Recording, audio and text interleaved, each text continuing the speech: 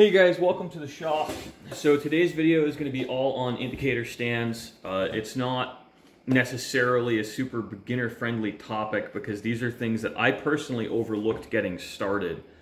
I didn't really realize the value of a higher quality stand and certain features, and now I'm just going to discuss what I look for and I think is important now that I've been doing this for a bit longer. We're also going to get into some more specialty stuff like a squareness comparator and a check plate. Now, this is the first indicator stand I bought. It's actually not terrible. Quite frankly, it's a lot better than the second one I bought. Now, the issues with this is plastic knobs that are cracking. You see? That's repairable because there's a steel insert in there. And, the fine adjust on it is not very fine. This adjustment here, you see how far it is from the actual point it's moving. That is just too coarse of an adjustment, I think.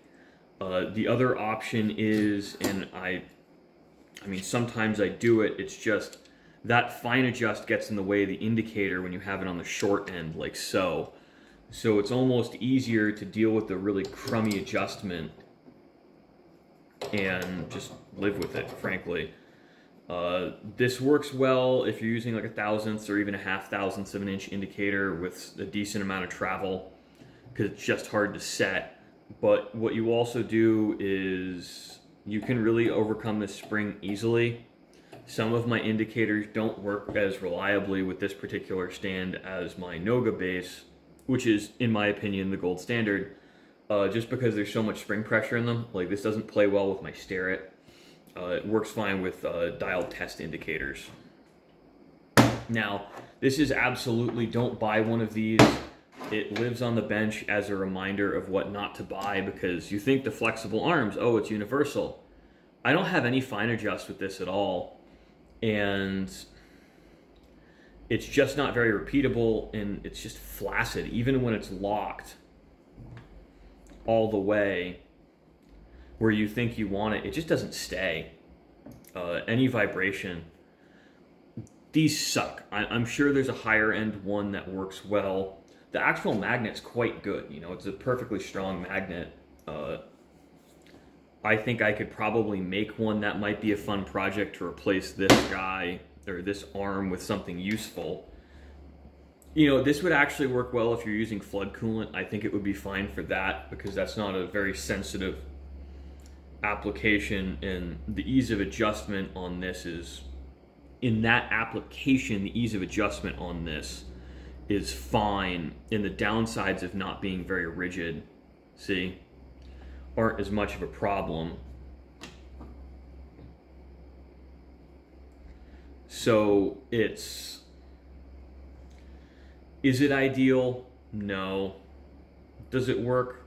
No. Would I buy it again? No. It's just, these suck, honestly. Like, I get why people buy them. I think if you're using only like a 30 thousandths travel dial test indicator, you can probably make it to work. I just really don't know how to work around its shortcomings. It's just not reliable.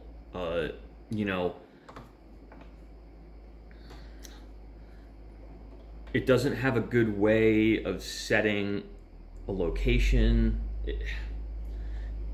I hate these. I know why people buy them. I don't want to waste too much time telling you things that I hate.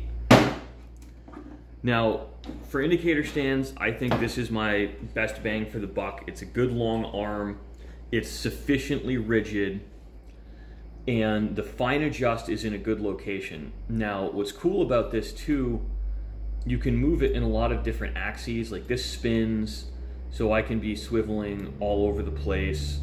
It's very quick and easy to adjust, but also your fine adjustment for your small changes is right out here. So while this also has weak springs in it, I can live with that because this is still stronger than almost every indicator I have. And the fine adjust is right where you need it, so it's very small changes. It's sensitive, but it still is rigid. But this also has cosine error, so this doesn't have the exact same amount of correction per rotation across its whole travel. You see how I'm spinning at the same amount and how much faster it's moving out at the end. So you really do kind of, it has some quirks and you learn to live with them. Ooh, sorry guys. But it's better. It works better. And this is what it's a copy of. This Noga indicator I actually got originally to put in the chuck on the mill, or a drill chuck. What I realized is I like the, I'll just grab it and show you. I think that's going to be easier to explain.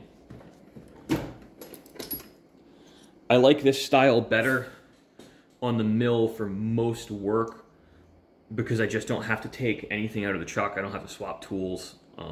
It's easier and faster. This is plenty good. I mean, 30 bucks.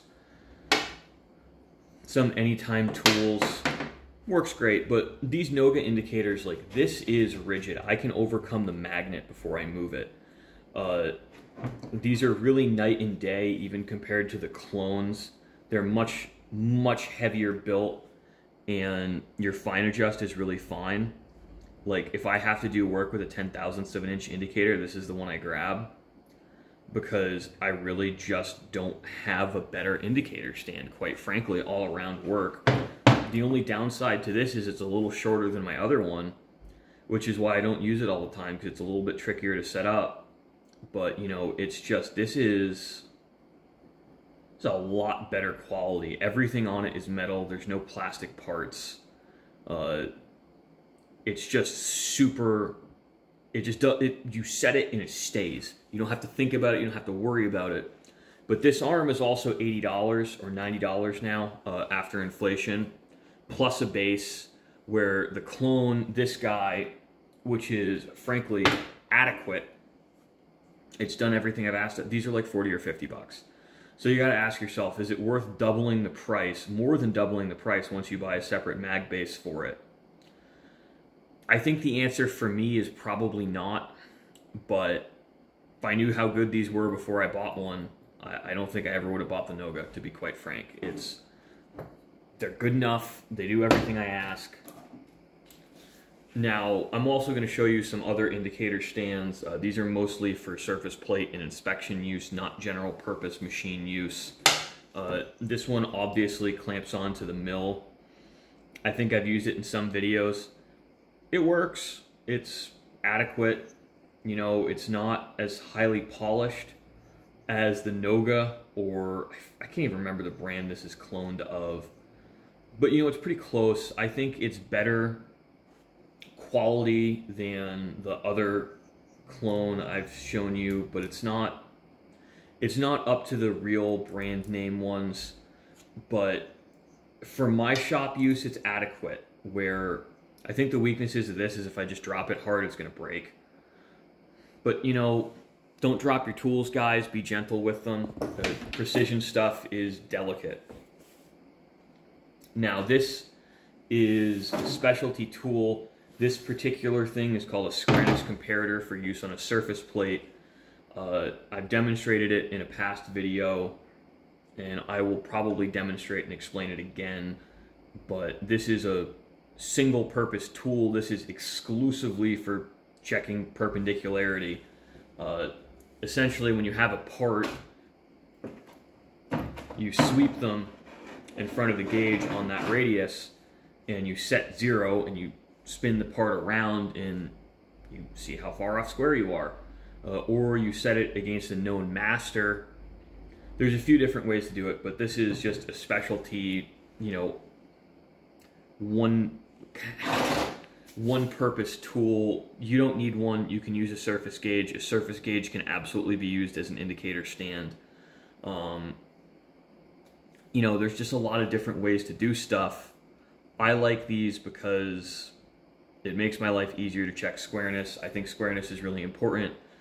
Building this and making this was a project all on its own, and it's also really forced me to step up my game, because now I know what a bad job I'm doing on certain things, and I can't lie to myself anymore. So by not being able to lie to yourself, I think you make yourself more skilled Now this last guy here, this is a surface plate. These are calibrated. These are very accurate little guys. You know, technically it's a check plate, not a true surface plate. This indicator arm is everything I want without fine adjustment. If this had fine adjustment, I would be a very, very, very happy camper, because this is another thing where locked down, you can pretty much pick the whole plate up. Let me actually lock it down. Now I can pick the whole plate up, and it's not sensitive to shenanigans. So that's nice. Like, I live fairly close to a main road, so when a truck drives by for certain things, I might have to do my setup again. And, you know, you do need a fairly long travel indicator to take advantage of this. What you can do is partially loosen it and tap with your fingers to get where you need to go. This is also set up for use with to scribe. So one use case for this, and let me grab a part that I'm comfortable dragging around a precision surface. Excuse my reach. I didn't really even think to demonstrate this before talking about it, but I'm sorry my arm's in the way, guys. So what we can use this to do is load the indicator.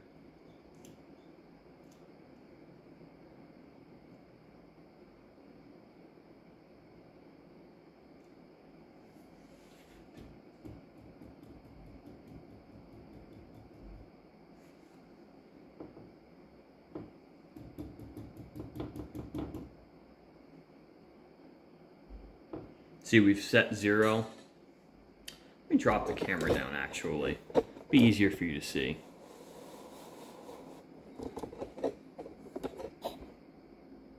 So we've set 0. Now I can use this to check parallelism, where this is parallel to within 1/1000th of an inch across the face. But I can also check height. So say I have multiple parts, I can check the height across multiple parts very quickly. So this makes a very good comparator for repeat measurements. And there's other ways to use it. This is just, I think, the most intuitively obvious and frankly the most common use case, which is how I use it. But you know, you're not just limited to this. You can use it other ways. You can be very open-minded. The more I do this kind of work, the more I realize what my tools can do, because they're capable of so much more than they appear on the surface and even what the manufacturer thinks you can do with them. So thanks for watching, guys. I hope you enjoyed our kind of long-winded rant on various ways to just hang on to a dial indicator.